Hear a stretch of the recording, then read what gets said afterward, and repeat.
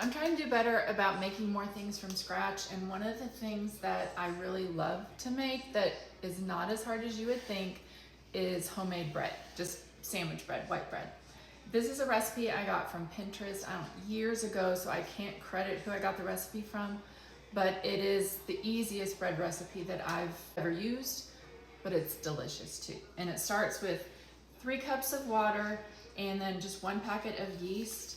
When I do the temperature of the water, I don't measure the temperature. I used to be a family and consumer science teacher, and one thing that has resonated with me is that the water should feel like hot bath water. It's not hot enough that it burns you, but it's hot enough that it's warm and it kind of turns your hand red, if that makes sense. But you've got 3 cups of water, a packet of yeast, and then 1/4 of a cup of sugar. And you just put all of that into this bowl, and then we're gonna let it sit for about 10 minutes. Right now, it just looks like water with yeast poured into it, but I'll show you what it looks like in 10 more minutes. Okay, so our yeast has been in the water for about 10 minutes, 12 minutes, and I don't know if you can see, but it's kind of bloomed, and you can smell the yeast. It smells like baking bread. It smells really good. Now, we're just gonna add all of our ingredients into the bowl of a stand mixer, and you can do this recipe by hand, but I've got my stand mixer, so that's what I'm gonna do. So I put the yeast into the bowl. So I'm gonna add 1/3 of a cup of oil. This recipe calls for about 7 cups of flour. I've already measured it just for the sake of time. As you get further into the mixing process, you may need to add a little bit extra flour. For now, I've got 7 cups. I'm using bread flour today. You do not have to use bread flour. I've done this recipe multiple times. Sometimes I use bread flour if I have it, or I use all-purpose flour. I happen to have bread flour today, so that's what I'm using. So I'm gonna put 7 cups of flour into the bowl. And this recipe is gonna make 2 loaves. About a tablespoon of salt. Seems like a lot, but again, it's for 2 loaves of bread. I'm just kind of eyeballing it. Seems good. I've got the kneading attachment on the mixer. We're gonna knead this anywhere from 6 to 10 minutes. I'll just keep an eye on it. It should start pulling away from the bowl once it's kneaded enough. After that, I'm gonna put it out onto the counter. I'm gonna knead it just a few times by hand, and then we're gonna let it rise.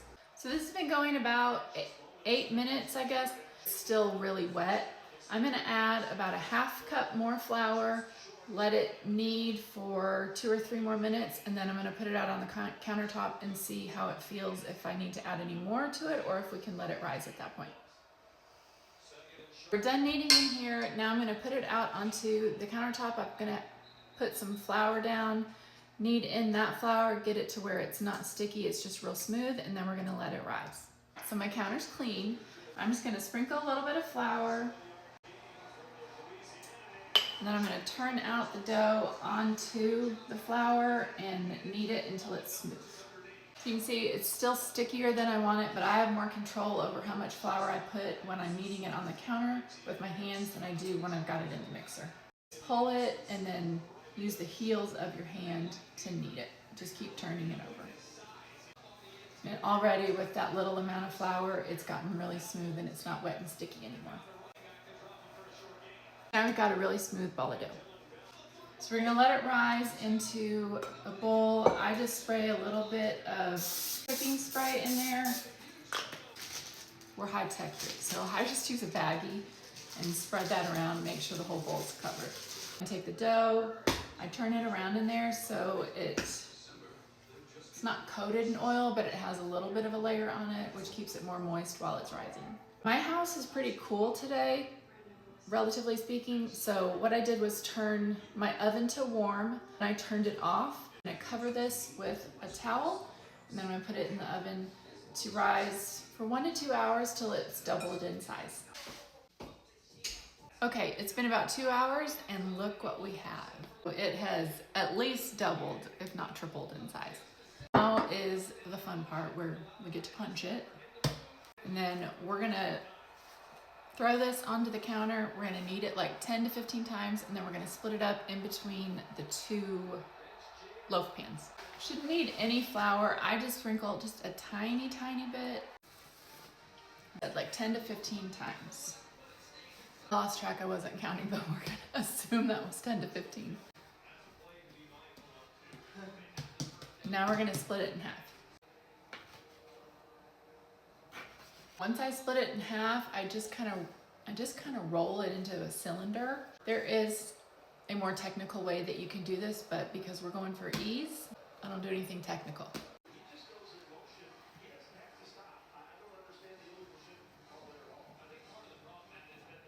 I coat each pan with a little bit of spray. Put that in there and we're gonna let it rise again, so it's gonna fill in the areas of the pan.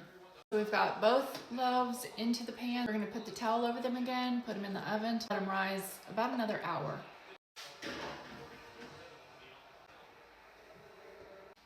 Now we've got these out of the oven.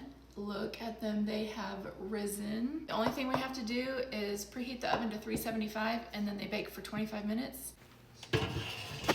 Oven temperatures are always going to vary, but every house I've lived in, I've baked these for 25 minutes at 375 and they've always come out perfect. Once I bring them out, I take a stick of butter and just rub that over the tops of them just to give them that flavor.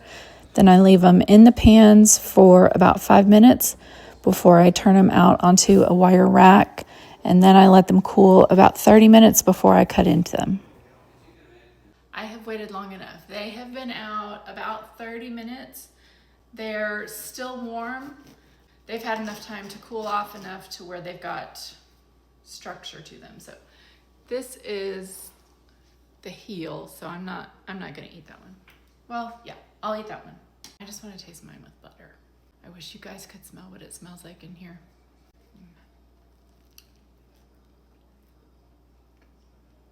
The crust has kind of a chewy texture, and then the bread is super soft.